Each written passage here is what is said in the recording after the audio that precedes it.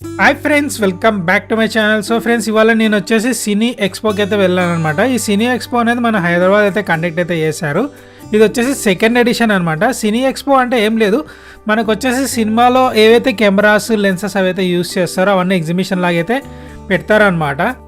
So ఈ exhibition వచ్చేసి మనకు నోవోటల్ అయితే జరిగిందనమాట. ఇది వచ్చేసి 2 days అయితే కండక్ట్ అయితే చేస్తున్నారు, 16th and 17th. నేను వచ్చేసి 16th అయితే వెళ్ళాను. 16th వెళ్ళడానికి రీజన్ ఏమంటే మనకు వచ్చేసి ఇక్కడ 2 పెద్ద డైరెక్టర్స్ అయితే వస్తున్నారనమాట. వాళ్ళని అయితే మీట్ అవుదామని అయితే వెళ్ళాను.